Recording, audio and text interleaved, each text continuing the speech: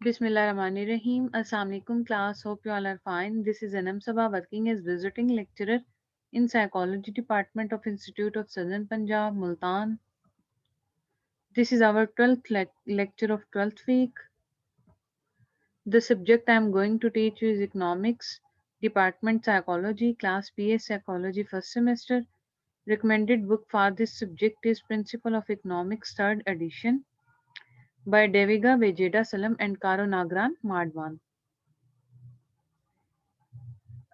Today we discuss chapter number 20 from Fundamental of Economics by Muhammad Ramzan Sheikh. Chapter number 20 Public Finance and Balance of Payment. Contents to be covered in this lecture: private finance, vs public finance, sources of public finance, and type of taxation. Firstly, we discuss about private finance and public finance. Definition of private finance and public finance. Private finance is the study of income and expenditure, borrowings, etc. of individuals, households and business firms. यानी कि private finance की जब हम बात करते हैं, basically finance का मतलब क्या होता है, हम जब कोई भी इन्वेस्टमेंट वगैरह करते हैं तो वो हमारी किस चीज में आएगी, फाइनेंस में आएगी। अब देखिए, अगर हम प्राइवेट फाइनेंस की बात करते हैं तो ये किसी भी इंडिविजुअल, जब कोई अफराद पर्सनली तौर पे जब कोई भी फाइनेंस उसकी करता है तो वो उसकी क्या होगी, प्राइवेट फाइनेंस में आएगा। लाइक अगर उसके जितने भी एक्सपेंडिचर्स होते हैं या वो बोरविंग करता है, उसके अलावा उसका जो बिजनेस फर्म होता है, तो ये जो बिजनेस के लिए होता है या हाउस होल्ड के लिए होता है, वो क्या होता है, प्राइवेट फाइनेंस होता है। Public finance is concern with the revenue, incomes and expenditures, borrowing etcetera of the economy और गवर्नमेंट। और पब्लिक फाइनेंस वो फाइनेंस होती है या जो कि किसकी होती है, गवर्नमेंट के थ्रू होती है हमारी, जिसमें इकोनॉमी आती है। लाइक अगर हम एक्सपेंडिचर्स की बात करें, वो एक्सपेंडिचर कॉलेजेस के एक्सपेंसेस हो सकते हैं। हम देखते हैं बहुत से गवर्नमेंट कॉलेजेस हैं, उसके अलावा गवर्नमेंट हॉस्पिटल्स की बात आती है, रोड्स की बात आती है, रेलवे की बात आती है, उसके जितने भी उस पर फाइनेंस हुआ हुआ होता है। उसके अलावा बोरविंग, गवर्नमेंट अपने मुल्क को चलाने के लिए जो बोरो करती है मनी, तो वो सारे किस में आएंगे, पब्लिक फाइनेंस में आते हैं। Now we discuss the difference between public finance and private finance. Here in table we have three columns. In first column basic of comparison, in second column public finance, and in the last column private finance are given. Public basic of basis of comparison, income and expenditure adjustment. जब हम income and expenditure adjustment public finance में देखते हैं तो income adjusted according to expenditure. अब देखें, public finance यानी कि गवर्नमेंट। अब गवर्नमेंट फर्स्टली क्या बनाती है, बजट बनाती है, अपने एक्सपेंडिचर्स को सेट करती है कि एक 1 ईयर में गवर्नमेंट ने कितनी जगह पे, कहाँ कहाँ पे कितना फाइनेंस करना है, यानी कि उसका टोटल एक्सपेंडिचर कितना होगा। उसी एक्सपेंडिचर को देखते हुए गवर्नमेंट क्या करती है, अपनी इनकम को इकट्ठा करती है। और वो इनकम कैसी होती है, रेवेन्यूज कहाँ से होती है, वो टैक्सेस से भी हो सकती हैं और वो नॉन टैक्स रेवेन्यू भी होते हैं। इसी तरह से जब हम प्राइवेट फाइनेंस की बात करते हैं, expenditure adjusted according to income. अब देखें, अब अगर हम इंडिविजुअल की बात करें तो हम अपने एक्सपेंडिचर को कहाँ एडजस्ट करते हैं, हम पहले अपनी इनकम को देखते हैं कि आया हमारी इस मंथ में या इस ईयर में हमारी इनकम कितनी है और इस इनकम से हमने कितने एक्सपेंडिचर अपने बनाने हैं। तो गवर्नमेंट पहले अपने एक्सपेंडिचर देखती है, देन इनकम, और जो प्राइवेट है वो पहले अपनी इनकम देखती है और देन उसी के अकॉर्डिंग अपने एक्सपेंडिचर सेट करती है। Next point is borrowing. Public finance can borrow both internally and externally. अब जो वो पब्लिक फाइनेंस होती है वो क्या करती है, इंटरनली भी बोरो कर सकती है और एक्सटर्नली भी बोरो कर सकती है अपने उन एक्सपेंडिचर्स को फुलफिल करने के लिए। लेकिन जो प्राइवेट फाइनेंस होती है, कैन बोरो एक्सटर्नली, वो सिर्फ एक्सटर्नली ही बोरो करती है। अब इसकी इस तरह से हम देखेंगे कि लाइक लेट्स सपोज गवर्नमेंट को किसी भी यानी कि पैसों की जरूरत है तो वो क्या करेगी, लोन लेगी किसी से या बोरो करेगी। तो वो इंडिविजुअली भी हो सकता है, वो किसी और कंट्री से भी ले सकती है। लेकिन अगर हम प्राइवेट में देखें तो एक्सटर्नल यानी कि हम किसी इंडिविजुअल से तो ले सकते हैं लेकिन वो कंट्री लेवल पे नहीं आता है। Next point is currency ownership. अब जब हम करेंसी ऑनरशिप की बात करते हैं तो ये हम सब जानते हैं, public finance control currency holding. अब देखिए, होल जो हमारी जो करेंसी होती है उसको कंट्रोल कौन करता है? गवर्नमेंट कंट्रोल करती है। अब देखें, जितनी भी करेंसी इशू होती है तो उसके अकॉर्डिंग एक रिजर्व रखा जाता है, और ये सारा सिस्टम कौन देखती है? गवर्नमेंट के अकॉर्डिंग चलता है। इसमें प्राइवेट का यानी इंडिविजुअल का कोई अमल दखल शामिल नहीं होता है। Private finance has no right over currency, यानी कि हमारा, अगर हम प्राइवेटली हम बात करें तो किसी भी इंडिविजुअल को इतने राइट्स नहीं होते कि वो करेंसी को की ओनरशिप को ले सके या उसको कंट्रोल कर सके। Next point is present vs future income. Public finance investment done for long term benefit. अब हम पब्लिक फाइनेंस की इन्वेस्टमेंट जब देखते हैं कि पब्लिक फाइनेंस में जितनी भी इन्वेस्टमेंट होती है वो कितनी होती है, उसका जो बेनिफिट हमें मिलता है वो लॉन्ग टर्म के लिए होता है। लाइक अब देखें, कॉलेजेस में अगर हम देखें तो हमारा वो जो बेनिफिट होता है वो लॉन्ग टर्म के लिए होता है। गवर्नमेंट हॉस्पिटल्स का देखें वो भी लॉन्ग टर्म के लिए होता है। रोड्स देखें, रेलवेज देखें, तो ये सारी चीजें जितनी भी फाइनेंस या इन्वेस्टमेंट गवर्नमेंट ने की होती है वो उसका जो बेनिफिट होता है वो लॉन्ग टर्म के लिए होता है। Private finance short term benefit expected, और प्राइवेट फाइनेंस जब करती है तो उसका जो बेनिफिट होता है वो उसके जो एक्सपेक्टेशंस होती हैं वो लॉन्ग टर्म के लिए नहीं होती बल्कि वो शॉर्ट टर्म के लिए होती है। Next point is objective. Public finance का जो ऑब्जेक्टिव होता है basically to create social benefit, उसका ये होता है कि यानी जितनी भी गवर्नमेंट को अगर हम देखें, जितनी भी फाइनेंस होती है, अब देखें कॉलेजेस का हमें क्या होगा, बेनिफिट मिलेगा कि हम जाके उससे एजुकेशन हासिल करेंगे। हॉस्पिटल के जरिए पेशेंट्स अपना क्या करेंगे, ट्रीटमेंट करवाएंगे। रेलवेज का हम ट्रांसपोर्ट के यूज में आता है। इसी तरह से यानी कि सोशल बेनिफिट में गवर्नमेंट जितनी भी फाइनेंस करती है वो सारी किस में आती है? सोशल बेनिफिट में आती है। Private finance to create profit. तो अब प्राइवेट का जब हम बात करते हैं तो किसी भी फर्म का या इंडस्ट्री का जो बेसिकली पर्पस होता है वो अपने प्रॉफिट को मैक्सिमाइज करना होता है। तो इसी तरह से जब हम प्राइवेट फाइनेंस की बात करते हैं तो उसमें यही होगा, उनका जो बेसिकली एम होता है तो वो यही होता है to create profit. Next point is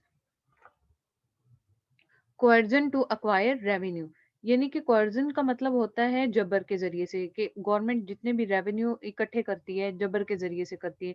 revenue can be forcibly acquired through taxes. अब वो जबरदस्ती जो रेवेन्यू इकट्ठे होते हैं वो किस जरिए से होते हैं? टैक्सेस के थ्रू होते हैं। जब हम प्राइवेट फाइनेंस में देखते हैं can not B forcefully acquired, तो उसमें जितनी भी उनके रेवेन्यूज होते हैं वो फोर्सफुली किसी से नहीं लेते बल्कि वो खुद ही उसको का इकट्ठा करते हैं। बेशक वो जो इन्वेस्टमेंट करते हैं वो उनकी अपनी भी हो सकती है, वो किसी से बोरो करके भी कर सकते हैं। Next point is big and deliberate changes. Public finance can make instant changes on income deliberately. अब देखिए, पब्लिक फाइनेंस ने जब इनकम अपनी चेंज करनी होती है तो वो चेंज कर लेता है। लाइक अगर उसके एक्सपेंडिचर ज्यादा है तो वो उसी हिसाब से अपनी इनकम को सेट करता है। But private finance has no ability to make instant changes deliberately. अब जो प्राइवेट फाइनेंस होता है वो अपने इंस्टेंट चेंज नहीं ला सकता, उसको थोड़ा टाइम चाहिए होता है अपनी इनकम को सेट करने के लिए। Last point is surplus budget. अब सरप्लस बजट की हम जब बात करते हैं, surplus budget is a vice in this sector, यानी कि और प्राइवेट फाइनेंस में जब देखते हैं सरप्लस बजट इज अ विर्चू। अब इसके हम इस तरह कहते हैं कि इसकी बहुत बड़ी खूबी यही होती है, जब हम किसी प्राइवेट उसमें देखते हैं, फील्ड में देखते हैं कि जब हमारी इनकम में बढ़ती है या एक्स्ट्रा जो बजट बजट होता है, इसकी एक बहुत बड़ी खूबी यही होती है कि सरकारी खजाने में कभी ऐसा नहीं हुआ है कि हुकूमत से ये तवक्को की जाए कि वो माली साल के लिए सिर्फ वही उठाए जो ज़रूरी है। एक्स्ट्रा बजट वो नहीं लगाती। वो लोगों को यही फ़ायदा दिखती है टैक्स पेयर को, कि उनको ये रिलीफ़ पेश करती है कि उन्हें टैक्स पे करने में आसानी हो, ताकि जो सरप्लस है उसको ऑफसेट किया जा सके। सरप्लस बेसिकली बजट कब होता है? जब हमारी बैलेंस ऑफ पेमेंट, यानी कि तब सरप्लस बजट तब होता है जब हमारी एक्सपोर्ट हमारी इंपोर्ट से बढ़ जाती है, तब हमारा जो बजट है वो सरप्लस में चला जाता है। Next topic is sources of public finance. There are two sources of public finance, taxes and non taxes. Tax, tax is such a compulsory payment in lieu of which government is not obliged to provide a direct benefit। यानी कि tax basically हमारे पास वो compulsory payment होती है जो government किसी भी मतलब जो गवर्नमेंट प्रोवाइड डायरेक्ट बेनिफिट तो प्रोवाइड नहीं करती, लेकिन किसी न किसी तरीके से, जैसे मैंने आपको सोशल बेनिफिट की बात की थी, तो वो बेनिफिट देती है।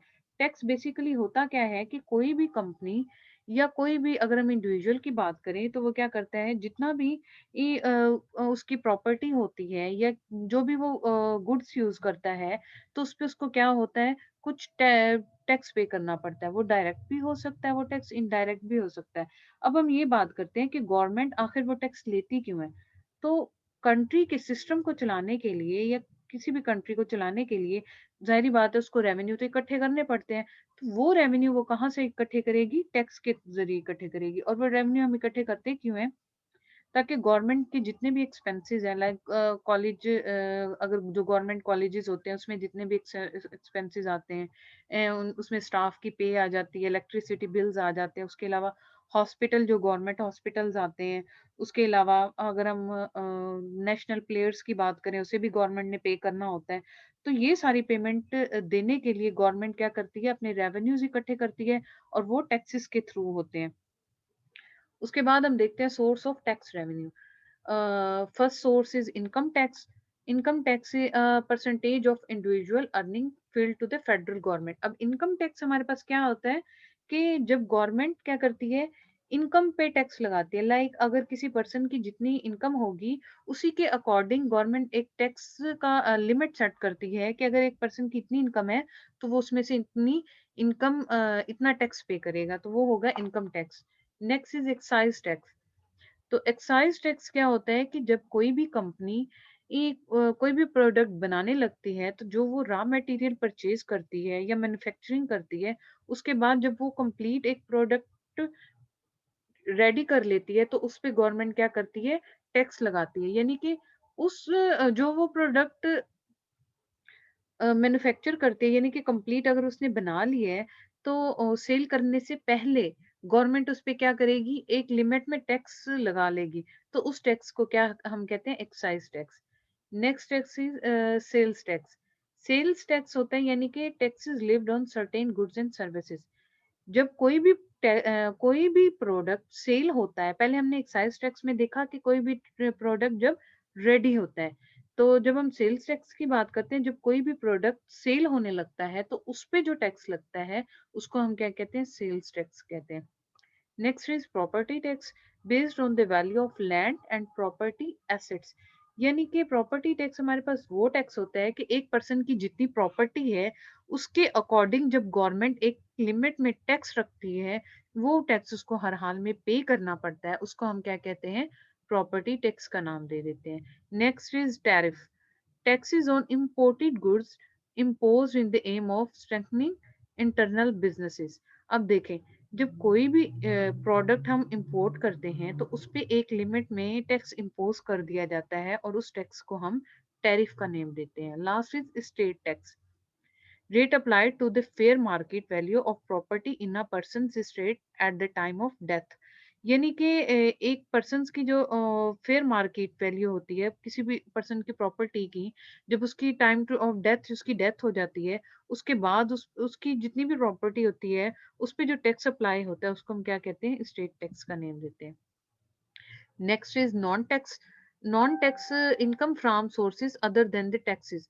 यानी कि वो हमारे पास कि अगर हम पहले हमने देखा था टैक्सेस को, वो इनकम जो कि टैक्सेस के बाद गवर्नमेंट की जो सोर्स होती है इनकम अर्न करने की, रेवेन्यू इकट्ठा करने की, उसको हम देते हैं नॉन टैक्स का name. Following are the sources of non tax revenue of the government. First is fee. Fee यानी कि हमारे पास वो होता है, लाइक अगर हम इसको इस तरह से देखते हैं कि जब कोई गवर्नमेंट किसी भी पर्सन पे को जब कोई सर्विसेज प्रोवाइड करती है, तो उसके बदले में उस पे कुछ, उसे जितनी भी इनकम वो पे करती है, वो पर्सन जितनी भी इनकम पे करेगा, यानी कि फीस की शक्ल में, वो उसका क्या होगा, फी होगी, नॉन टैक्स रेवेन्यू में आएगा। लाइक अगर हम बर्थ रजिस्ट्रेशन की बात करते हैं, या हम डेथ रजिस्ट्रेशन की बात करते हैं, या हम पासपोर्ट फी की बात करते हैं, तो उसके ज़ाहिर-सी बात है, इन सब चीज़ों को बनाने में हम जितनी भी फ़ी पे करते हैं, वो हमारा क्या होगा, नॉन टैक्स रेवेन्यू में आएगा। नेक्स्ट होता है फाइन्स। फाइन्स होते हैं, लाइक अगर हम जब कोई भी पर्सन लॉ को ब्रेक करता है, तो उस पे जितने भी फाइन्स, लाइक अगर हम इस तरह से बात करें, रोड की बात करें कि कोई अगर शख्स जा रहा है तो उसने क्या किया है, इस चीज़ का केयर नहीं की, लाइक अगर लाइट्स की केयर नहीं की या उसने कोई भी रूल वहाँ पे तोड़ा है रोड पे, तो उसे उसके एवज़ में कुछ फाइन पे करना पड़ता है। तो वो उसका क्या होता है, नॉन टैक्स रेवेन्यू होता है। और इस चीज़ का जो फाइन्स होते हैं, इसका बेसिकली एम ये नहीं होता कि वो रेवेन्यू अर्न कर सके, बल्कि बेसिकली जो एम होता है वो ये होता है कि कंट्री में एक मतलब रूल्स और रेगुलेशन सेट हो जाएँ कि इससे किसी को लॉस ना हो और लोग इस पे चीज़ पे एक कंप्लीटली मतलब एक कंप्लीट एक निज़ाम सेट हो जाए, ताकि किसी दूसरे को इससे लॉस ना हो और लोग इस रूल्स की पाबंदी करें। Next is licence fees. Sometime क्या होता है कि जब कोई भी हम लाइसेंस बनवाते हैं, लाइक ड्राइविंग लाइसेंस की बात कर लें या इंपोर्ट लाइसेंस की, तो उस पे हमें कुछ फ़ी पे करनी पड़ती है। तो वो जो लाइसेंस फीस होगी, वो भी हमारी नॉन टैक्स रेवेन्यू में आती है। Next is special assessment. Special assessment में हम देखते हैं कि जब कोई भी स्पेशल असेसमेंट में ये आएगा, जब कोई भी स्पेशल असेसमेंट हम लेते हैं, लाइक इसमें हम ये कहेंगे गवर्नमेंट में undertake special development worker, special like construction of road हो गई है, इंस्टॉलेशन ऑफ इलेक्ट्रिसिटी इक्विपमेंट हो गई है, या प्रोविजन ऑफ हॉस्पिटल हो गई है, सैवरेज वगैरह। अगर ये सारी चीजें एक स्पेशल असेसमेंट में आ गई, तो इससे जो हमें इनकम हो, रेवेन्यू गवर्नमेंट को मिलते हैं, वो नॉन टैक्स रेवेन्यू होते हैं। Next is state property. State property is the source of sizable income for the government. For instance, the government lesses out forest हो गए, mines हो गए for royalty, and the cultivable lands are leased out for rent. If the country is rich in natural resources, the state property may be a permanent source of income for the government. तो ये भी किसमें आएगा, हमारा non tax में आएगा। Next हमारे पास होता है गिफ्ट्स। गिफ्ट में क्या होगा, लाइक समटाइम्स ये होता है कि कंट्री में अर्थक्वेक या फ्लड की सिचुएशन होती है, तो दूसरे कंट्रीज क्या करते हैं, हमारी कुछ हेल्प करते हैं या गिफ्ट्स देते हैं इंडिविजुअल्स को, या foreign gifts which also form a part of government revenue. Foreign government and private institution extend financial help as a gift which become a part of government revenue. Types of taxations. Basically, there are two types of taxation and further divided into three types. Two types में अगर हम देखें तो direct tax आता है and indirect tax.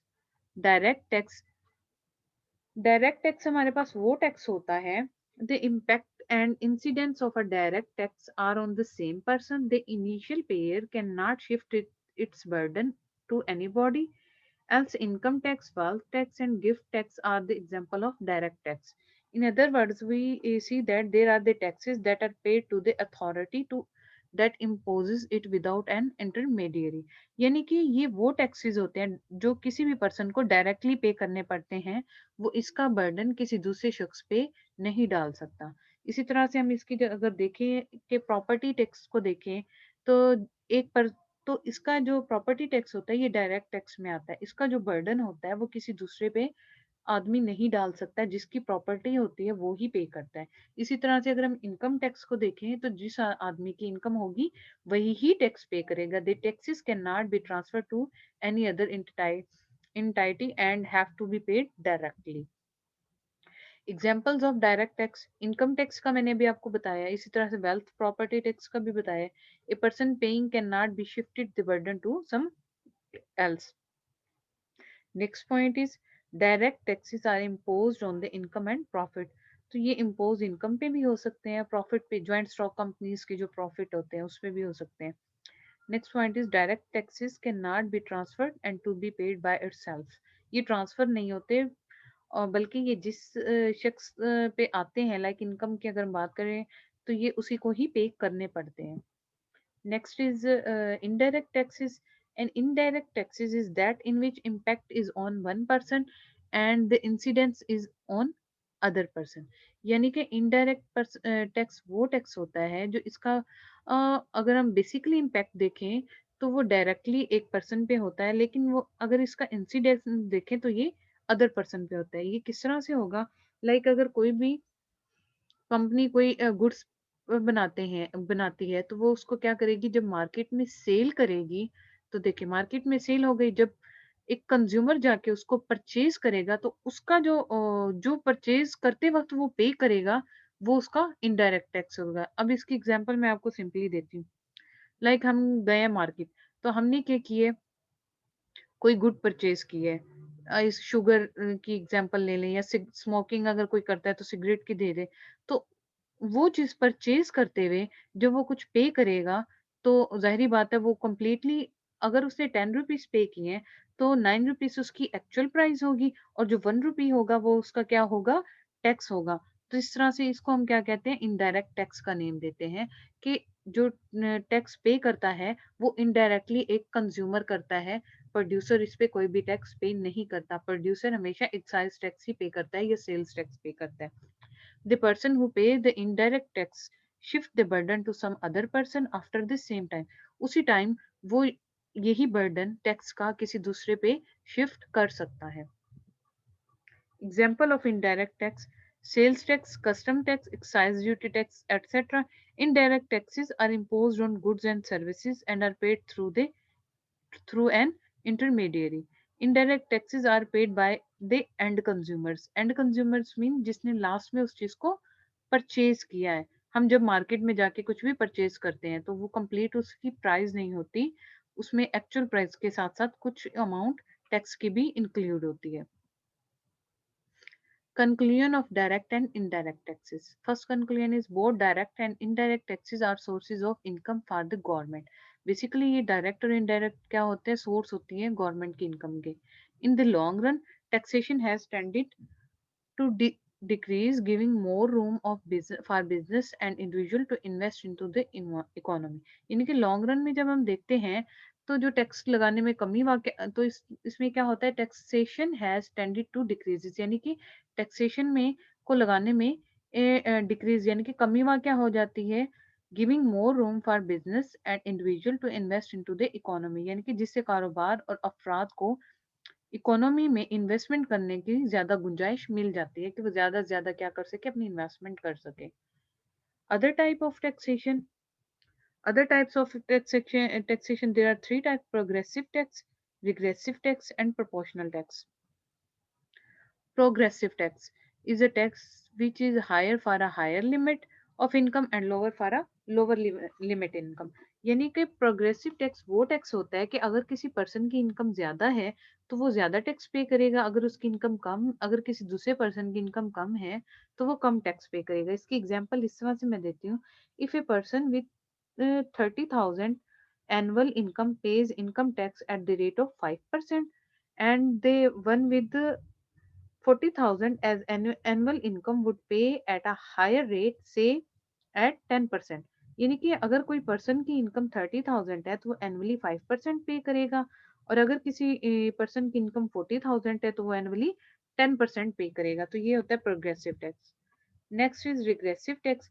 Regressive tax place more burden on low income earners, यानी कि जो रिग्रेसिव टैक्स होता है, जो लो इनकम लोग होते हैं, जिनकी इनकम कम होती है, उन पे इनका उसका बर्डन ज्यादा होता है, और जो हायर इनकम के होते हैं लोग, उस पे इसका बर्डन कम होता है। Since they are flat taxes, they take a higher percentage of income on the poor than on high income earners, यानी कि पुअर पे इसका ज्यादा बर्डन होता है। Taxes on most consumer goods, sales, gas and social security, payroll are example of regressive tax. अब देखिए gas की बात करें, तो हम देखते हैं पूरे इतने इस चीज को अफोर्ड नहीं कर सकते कि वो पे कर सके, लेकिन वो फिर भी पे करते हैं।